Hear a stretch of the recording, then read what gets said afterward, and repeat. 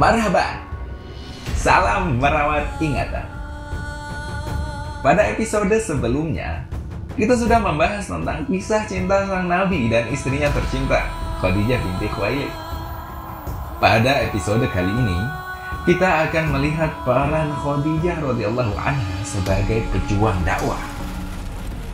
Wanita dianggap sebagai kaum yang lemah, sehingga dikesampingkan perannya dalam kehidupan sosial.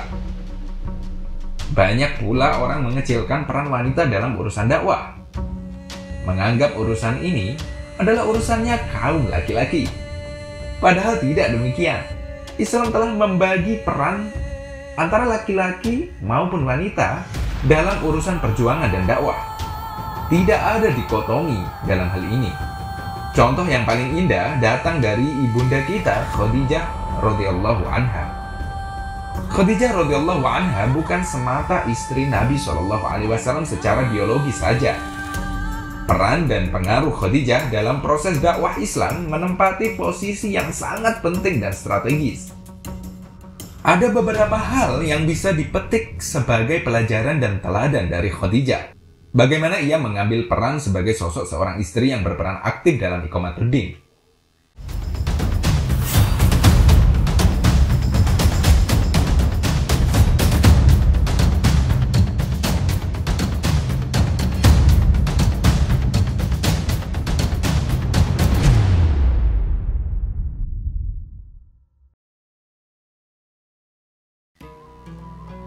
Pertama, merupakan sosok wanita yang mencintai kebaikan.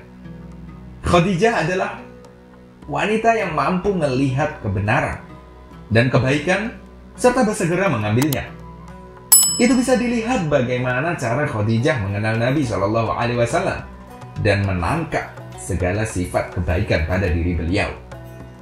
Sehingga Khadijah kemudian menawarkan dirinya kepada Nabi untuk dinikahi. Dan alasan yang disampaikan olehnya adalah alasan-alasan kebaikan yang ada pada diri Nabi SAW. Duhai anak pamanku, sungguh aku telah jatuh cinta kepadamu karena dekatnya hubungan kekerabatan, karena kedudukanmu di tengah kaummu yang terhormat, karena sikap amanahmu, baiknya perangai budimu, dan jujurnya tutur lisanmu.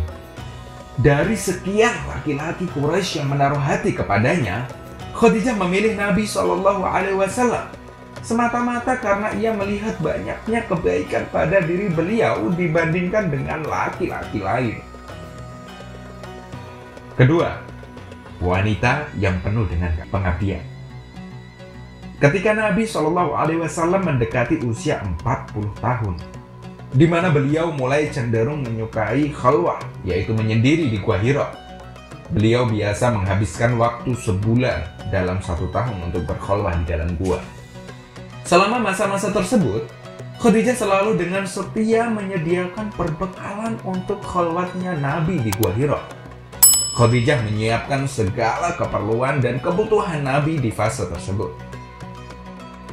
Sekiranya Khadijah bukan tipe wanita yang penuh pengabdian, tentulah ia akan merasa aneh dengan kebiasaan suaminya yang banyak menghabiskan waktu berdiam diri di gua dan bukan melakukan aktivitas lain yang lebih mendatangkan manfaat secara materi. Tapi ketulusan dan pengabdian Khadijah bisa dilihat dari bagaimana ia berkhidmat kepada Nabi SAW sebagai suaminya. Ketiga, wanita yang beriman pertama kali. Al-Imam Ad-Dhahabi menuliskan bahwa Khadijah adalah orang pertama yang beriman kepada Rasulullah SAW dan membenarkannya sebelum orang lain. Hal ini juga bisa dilihat saat Nabi pulang dari Gua Hira dalam keadaan ketakutan karena baru saja melihat malaikat Jibril dalam bentuk aslinya untuk pertama kali. Dan Khadijah menguatkan suaminya dengan apa yang baru saja Nabi alami. Dalam keadaan menggigil ketakutan, Nabi meminta Khadijah untuk menyelimutinya, kemudian menceritakan apa yang baru saja terjadi kepada dirinya. Lalu Khadijah memberikan jawaban yang bisa menenangkan Nabi. Tidak demi Allah, Allah tidak akan menghinakanmu selamanya, karena engkau suka menyambung silaturahmi, membantu orang lain, memberi makan orang miskin, menjamu tamu, dan menolong orang yang menegakkan kebenaran. Keempat, sosok wanita yang cerdas. Ketika Rasulullah SAW menceritakan tentang sesuatu yang baru saja menghampirinya, maka tidak lama Khadijah bergegas menemui sepupunya Waraqah bin Naufal, seorang Nasrani yang menguasai kitab-kitab Samawi terdahulu, untuk dimintai komentarnya atas apa yang baru saja menimpa Rasulullah. Setelah mendengar apa yang disampaikan oleh Khadijah, Waraqah pun mengkonfirmasi bahwa apa yang telah datang kepada Rasulullah adalah malaikat Namus atau Jibril yang dahulu juga telah datang kepada Musa alaihissalam. Ini menunjukkan bahwa Khadijah adalah wanita yang mampu berpikir dengan jernih dan dapat mengambil tindakan yang tepat dan cepat dengan mendatangi Waraqah sebagai ahli kitab yang dapat dipercaya ucapannya serta bisa menjaga rahasia. Sehingga Khadijah semakin yakin bahwa suaminya benar-benar di atas kebenaran dan bukan sedang mengalami gangguan ataupun khayalan. Kemudian juga membuat Khadijah semakin yakin bahwa suaminya adalah Nabi akhir zaman yang Allah utus untuk seluruh manusia. Kelima, wanita yang berjuang dengan totalitas. Apa yang membuat Nabi tidak akan pernah sanggup menggantikan Khadijah dengan wanita lain di hatinya? Jawabannya karena loyalitas dan totalitasnya membersamai Nabi dalam memperjuangkan Islam. Semua dilalui bersama Khadijah. Dimulai saat permulaan datangnya wahyu yang sungguh berat, dakwah sirriyah menegangkan dan menebarkan, dakwah jariyah yang penuh penolakan dan ancaman, berbagai cemooh dan hinaan, cacian dan makian, intimidasi, boikot, serta rencana pembunuhan. Semuanya berhasil dilalui Nabi, dan Khadijah lah istri yang selalu setia membersamai.